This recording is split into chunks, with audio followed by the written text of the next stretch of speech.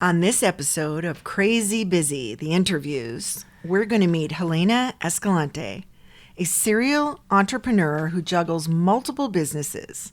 This is a superpower. Keeping multiple businesses and streams of income flowing is the new black. How does she do all this while climbing the height of the Empire State Building in her free time? Hang on, we're going to find out soon. That's our space. Okay, now we're going to start. Here, I'll look.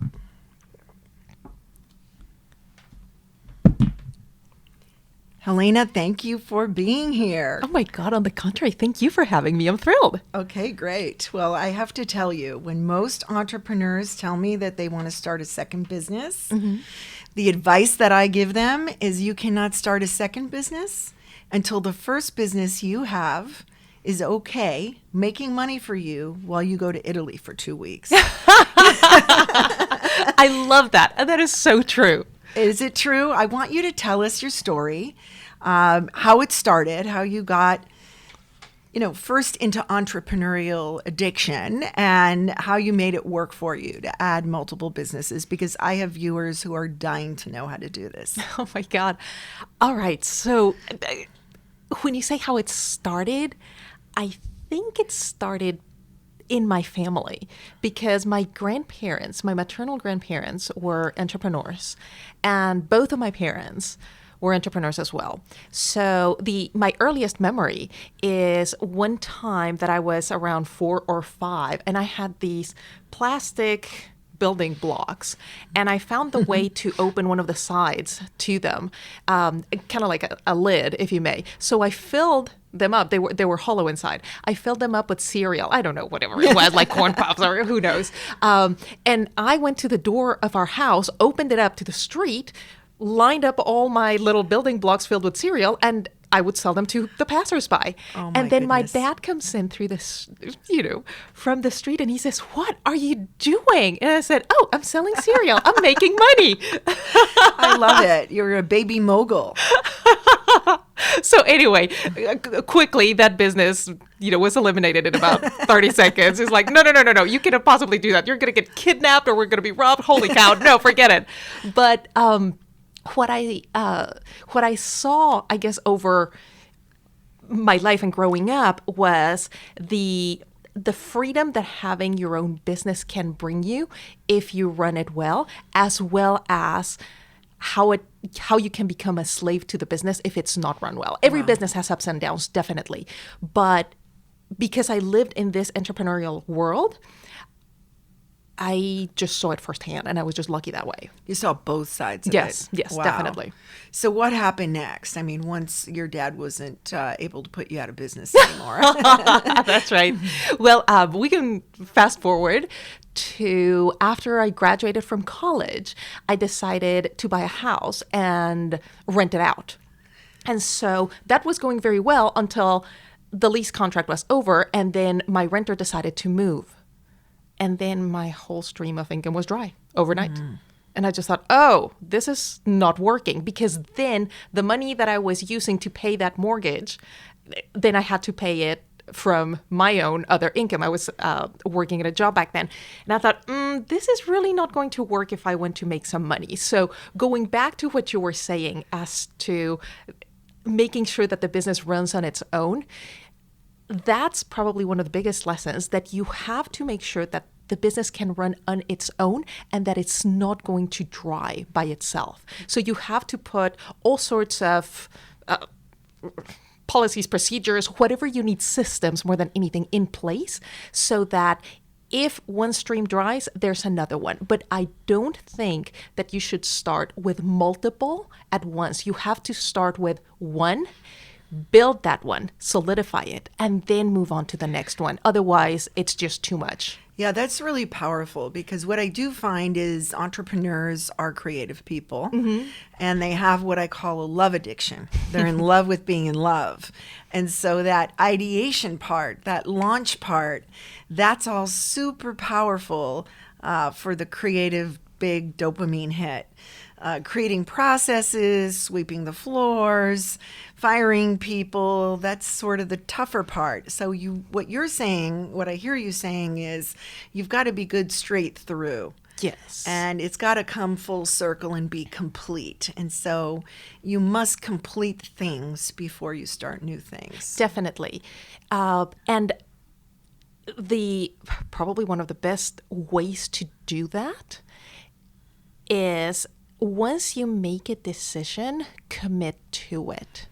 And do not just dabble like, well, I'm going to see if it works and I hope it does. Just believe that you have the right information at that time to make that decision and commit to it. If at some point it doesn't work out and it's better for you to move or to pivot into another direction, then that's perfectly fine. But not until you reach that point. Give it your all. So set up that if this, then that. Yeah. Straight up front. So I think also the idea of the distraction and the crazy busy comes in just going online. So you have a business that does X, Y, and Z. It's starting to perform. Maybe it's not as exciting as it was when it first started. It could kind of be like a marriage. And then all of a sudden you see this shiny object, right? You see somebody else with a business that looks sexy and you think, I want to do that.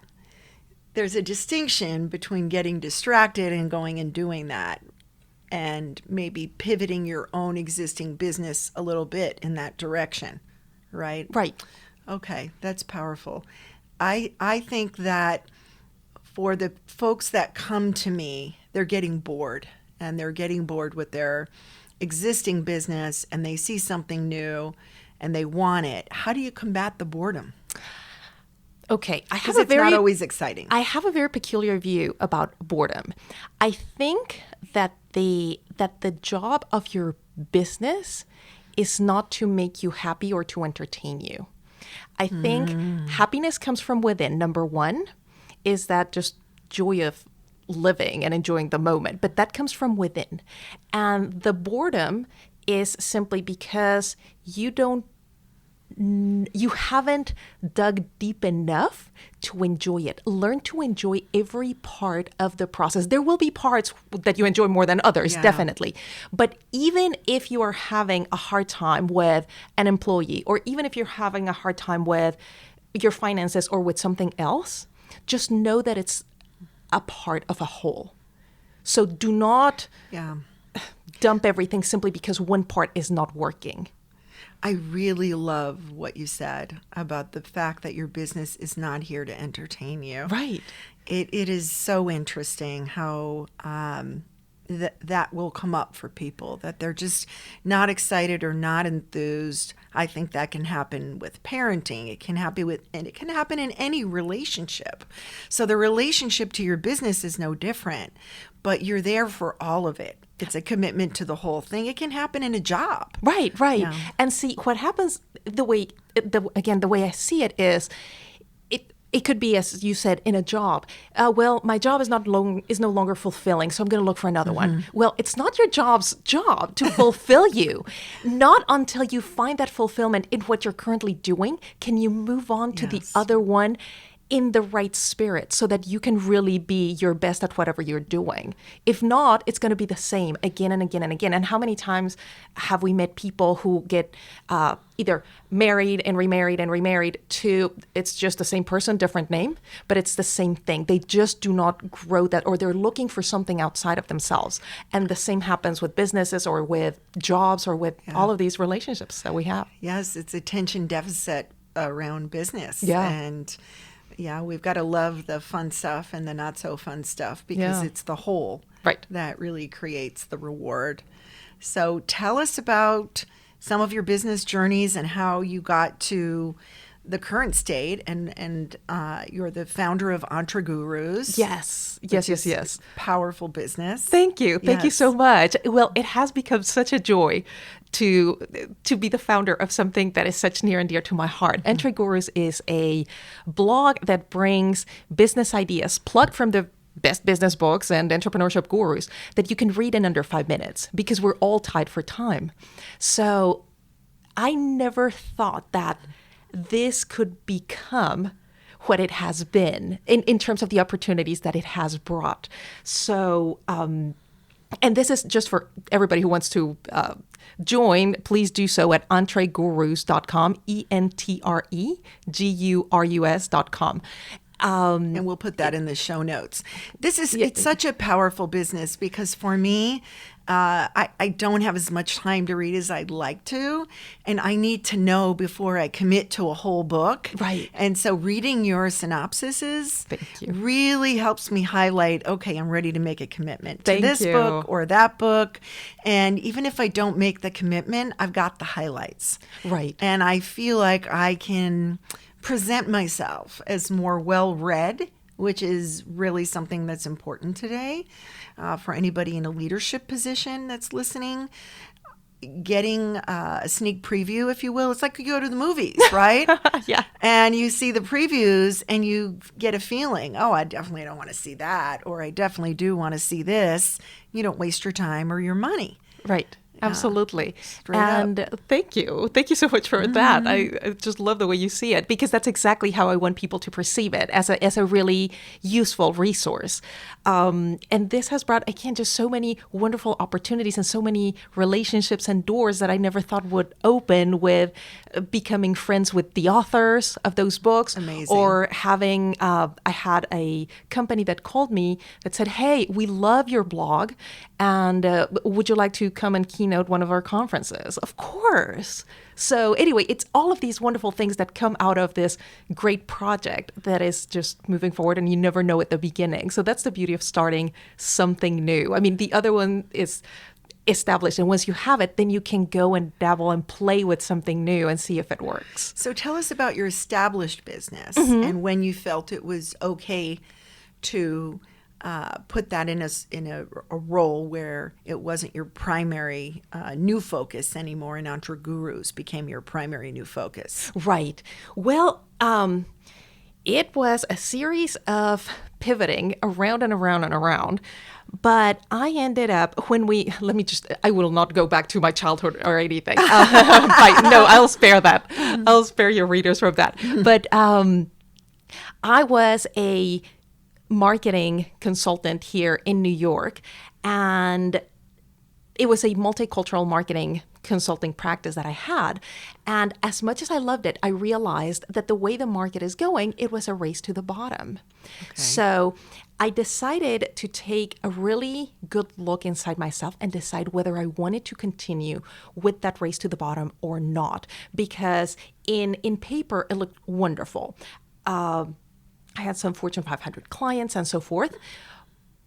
But the feeling of having always to be squeezed for money, to be competing, again, in a race to the bottom because it has become commoditized, yes, I did not quite like. So what I did is I gave myself a quote unquote, and I'm using, of course, air quotes in here, sabbatical, and gave myself time to think. While that was still running and going on, I decided to play with Entre Gurus, and that's what happened. And so now, as what has come out of Entre Gurus is this wonderful new enjoyment, or joy, I should say, that I found of being able to provide copywriting services instead of this whole suite of multicultural marketing and communication services. I just narrowed it down. I niched it down to copywriting services. Okay. So now I help entrepreneurs do three things: increase their sales, grow their followership, and oh my God, you'll have to edit this. I'm sorry. So let's make a note right there. Good. Sorry. So increase their sales, grow their followers, and become the thought leaders that they are meant to be via the power of words. Oh, wow. Yeah. And anybody sitting inside a company needs help with that as Absolutely. A leader. And all entrepreneurs need help with copy. I mean, you need copy for a speech you're going to write, for an ebook, for your blog. That's really profound that you're able to help people that way. Or with a sales letter, yes, or with an email sequence, or with any and all of these communications that we send out every day. It's so much more powerful if they're truly aligned to your goals than if you just send out something random. So most writers and copywriters I know battle perfectionism, which is really one of the biggest disorders that is part of the larger disorder called crazy busy. Have you conquered this? Ask me how I did it. Oh my God, I could talk about this for days because I am a recovering perfectionist. Great. So where should I us. start? Tell us your 3 best tips. My 3 best tips. Okay. With perfectionism. Okay, I'll just tell you my story and the tips that I draw from that, which may be in no particular order. But what I found out was that behind my perfectionism was a deeply seated fear of being judged. But the judges were sitting in some invisible panel in my head. Yes, your inner There critics. is, exactly.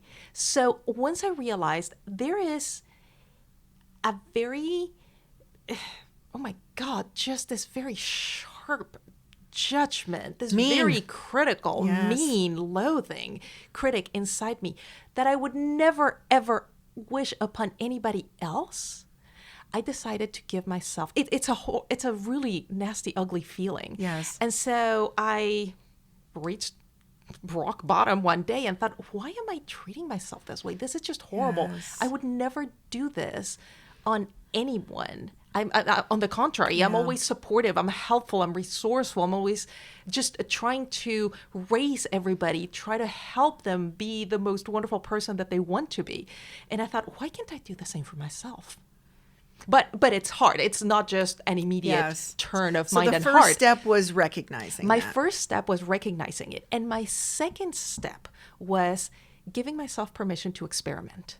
So what if just for a day, I experiment on treating myself well and allowing myself to be a creator and do whatever it is that I need and have to do. Queen for a day. I love it. There you go. Queen for a day without this harsh criticism. And then you went to 2 days. And then I went to 3 and 4 and more. And awesome. now whenever someone says anything, it's like, oh my God, I forgot. I'm such an idiot. I'm like, no, you're not an idiot. The world is not coming to an end. No, it's perfectly fine. Because now I treat myself that way too. Wow. I found that if you do that, then you're allowing yourself the opportunity to grow and to share a light that somehow will help others. Yeah, and what I really like about that is once you start to work on yourself, if you can teach others, you reinforce what it is that you've learned. Helena, this is such a great conversation. Thank you. I really enjoyed this, and I know our listeners love the tips on perfectionism. Thank you for being here today. Thank you so much. I so How enjoyed it. can people reach you? Well, Entregurus.com. Entregurus.com. And also, if they want information as to how to create content that is aligned with your goals, I'm putting together a workshop, and you can find more information and I'll give you the website. It's contentcampintensive.com. So the promise is you come in with a blank piece of paper and you leave with a 52-week plan of content that is fully aligned with your goals. That sounds awesome. And we'll put show notes together so that people can find out more about this. Awesome. Thank you so much.